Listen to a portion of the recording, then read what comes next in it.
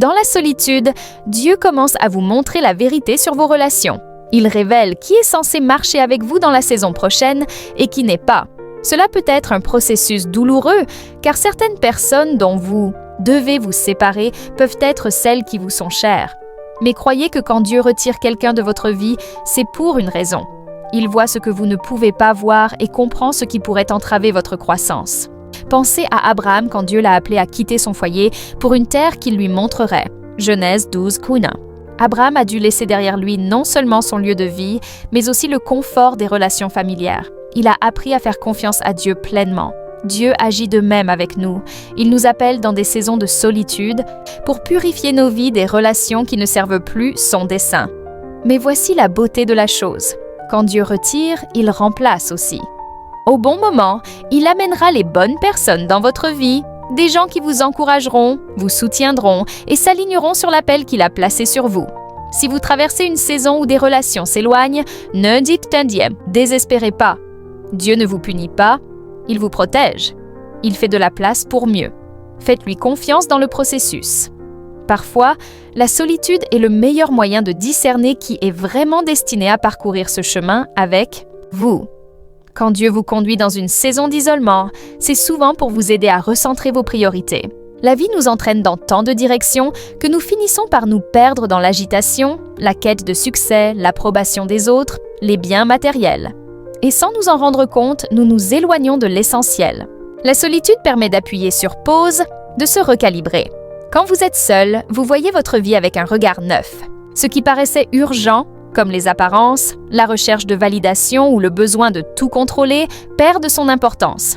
Dans ce calme, Dieu déplace votre focus du temporaire vers l'éternel. Il vous rappelle que ses priorités, pour vous, sont ancrées dans ce qui ne passe pas. La foi, l'amour, le but divin et la relation avec lui. Jésus lui-même se retirait souvent dans des lieux solitaires pour prier. Luc 5:16. Ce n'était pas un rejet des gens, mais une reconnexion avec le Père. Dieu utilise votre solitude pour vous recentrer sur votre mission. Il vous aide à voir au-delà des distractions du monde. Cette saison peut être inconfortable car elle vous oblige à évaluer comment vous dépensez votre énergie. Poursuivez-vous ce que Dieu vous a appelé à faire ou ce que le monde valorise? Investissez-vous dans votre relation avec lui ou d'autres priorités ont-elles pris sa place? L'isolement n'est pas une condamnation, mais un réalignement. Dans le silence, vous réalisez que ce qui compte vraiment, ce ne sont pas les opinions des autres, votre compte en banque ou vos followers, mais votre connexion avec Dieu et comment vous vivez son dessein.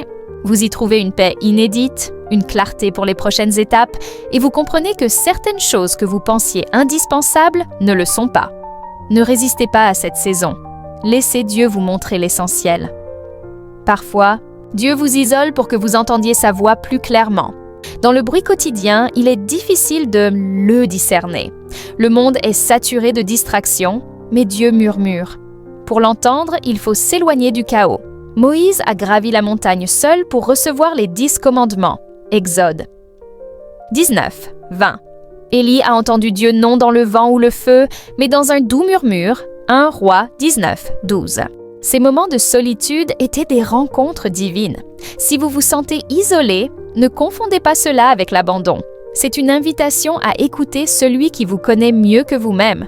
Ouvrez votre cœur, apaisez votre esprit. Sa voix vous guidera, vous réconfortera et vous préparera. Quand Dieu vous met à part, c'est pour vous fortifier. Dans le calme, loin de la foule, votre résilience est testée et renforcée.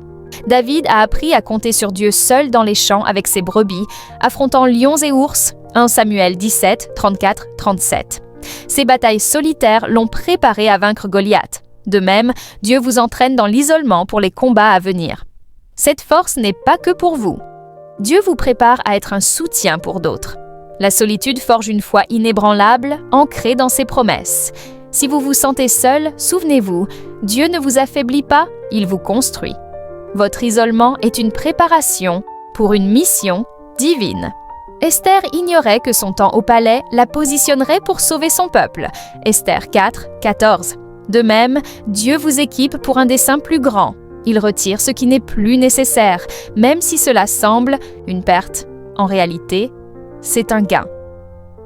Jésus a jeûné 40 jours seul au désert. Matthieu 4, 1, 11.